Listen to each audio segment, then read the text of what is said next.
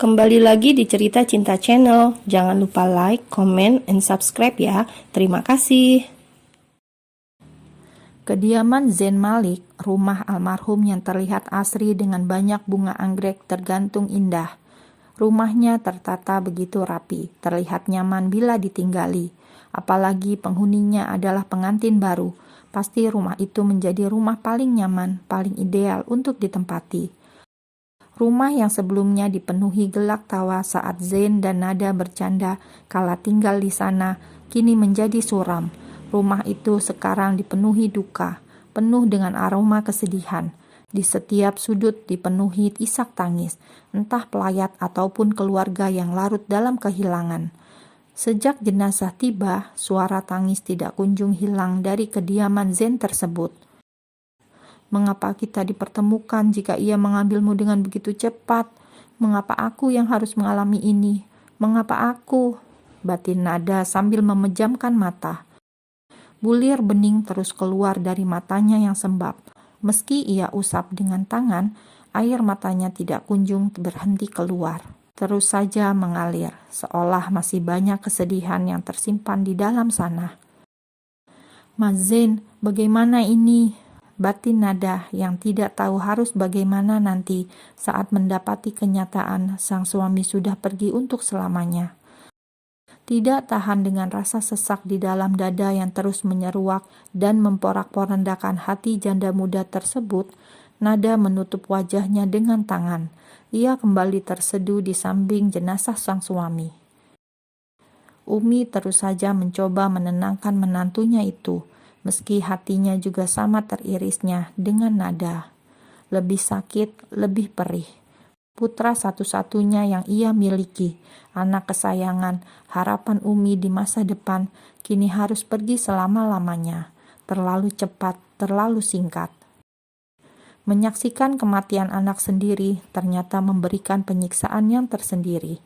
Entah sudah berapa lama Umi juga menangisi kepergian Zain. Yang jelas, sudah cukup membuat jiwa hati Umi luluh lantah, hancur lebur, seolah dunianya sudah runtuh. Kini harapan Umi hanya pada benih cinta putranya itu. Calon cucu pertamanya dan mungkin akan menjadi satu-satunya penerus keluarga Yusuf dan jadi harapan Umi. Ya, janin yang kini dalam kandungan Nada merupakan satu-satunya harapan keluarga Zain Malik. Harapan Umi dan harapan Abah Yusuf, harapan untuk Yayasan Amsojar ke depannya, karena Zain sudah pergi dan hanya meninggalkan benih dalam rahim istrinya itu. Zain pergi begitu cepat, hingga membuat semua syok dan merasakan rasa kehilangan yang begitu mendalam. Mereka yang ditinggal belum siap, tapi umur manusia hanya Tuhan yang tahu. Tidak ada siapapun yang mengerti kapan mereka akan mati. Seperti Nada, sampai sekarang ia belum percaya bahwa Sang Pencipta telah mengambil belahan jiwanya. Di depan jenazah suaminya, Nada masih terisak, terseduh dan larut dalam lautan kesedihan yang tidak bertepi. Rasa kehilangan membuat Nada lemah, seolah tidak memiliki kekuatan untuk bertahan. Umi sampai harus memeluknya berkali-kali, mengatakan kalimat penguat. Meski hati Umi juga sudah hancur tidak terurai. Kehilangan Zain, putra semata wayangnya, juga sangat membuat Umi terpuruk. Tapi melihat wajah Nada, rasanya hati Umi jauh lebih hancur. Memikirkan nasib menantunya yang menjadi janda dengan kurun waktu yang sangat cepat. Apalagi Nada kini tengah hamil tanpa suami di sisinya. Hati Umi langsung nyeri. Nada kuat ya, harus kuat. Semuanya sudah menjadi ketentuan Allah. Mungkin Allah sangat sayang pada Zain, sayang sekali hingga Allah panggil dengan cepat.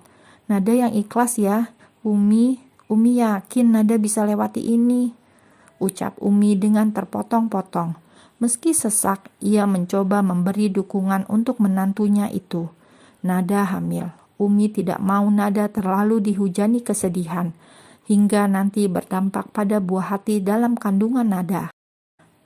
Mendengar nasihat sang mertua, Nada bukannya semakin kuat, ia malah meratapi nasibnya.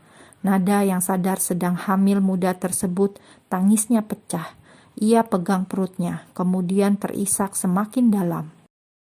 Umi menepuk, mengusap punggung Nada berkali-kali, tapi tidak pernah bisa menenangkan gelombang rasa patah hati pada diri wanita muda tersebut.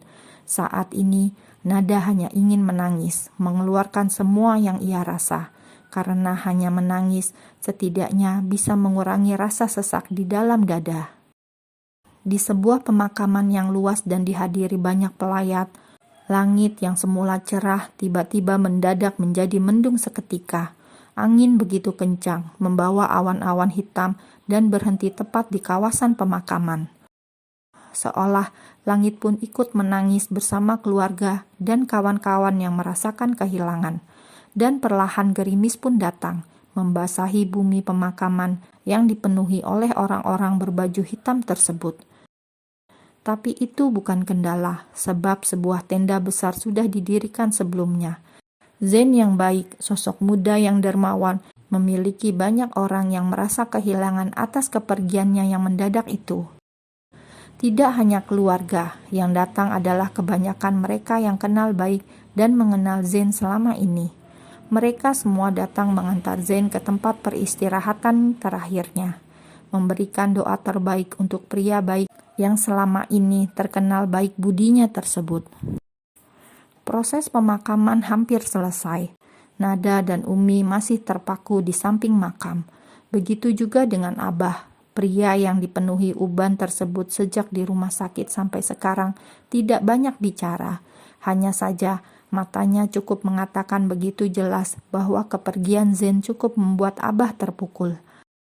Abah Yusuf mematung, menatap gundukan tanah yang basah dengan banyak taburan bunga di atasnya. Memakamkan anak sendiri membuat Abah merasakan sakit. Hatinya terasa nyeri. Abah tidak banyak menangis, tapi matanya selalu berkaca-kaca. Mungkin Abah terlihat kuat dari yang lainnya, tapi aslinya tidak. Hati Abah Yusuf juga hancur. Kehilangan Zain seperti kehilangan harapan. Tapi Abah bersyukur ada calon cucu yang Allah titipkan. Itu adalah salah satu sumber kekuatan Abah. Ya, demi calon cucu mereka, Abah tidak boleh larut dalam kesedihan. Hidup harus tetap berjalan. Karena anak adalah titipan, Allah berhak atas semuanya. Karena Abah hanya dititipi, semua bukan milik Abah. Bukan, tidak ada satupun. Kini proses pemakaman sudah usai. Tapi Nada enggan diajak pulang oleh Umi.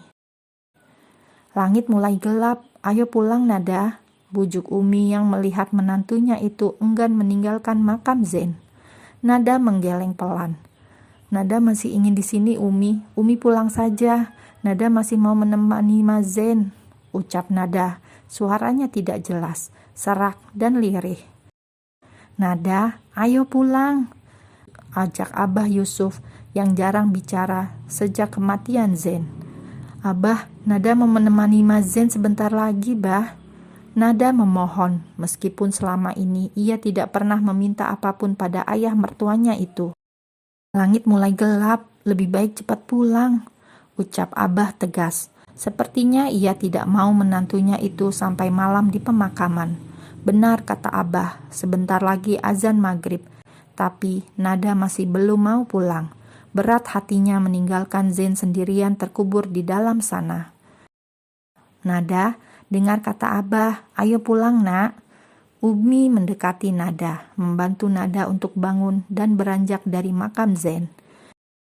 Hati Nada semakin sakit, melihat harus pergi dan benar-benar melepas suaminya.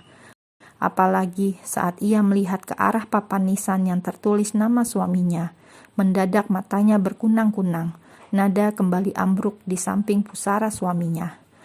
Nada, pekik Umi yang terkejut. Abah juga langsung mendekat. Abah panik, tapi tiba-tiba hadir sosok yang sejak tadi mengamati dari belakang. Ia langsung membopong tubuh Nada yang mungil tersebut. Pria itu langsung membawa Nada masuk ke dalam mobil, diikuti oleh Abah dan juga Umi.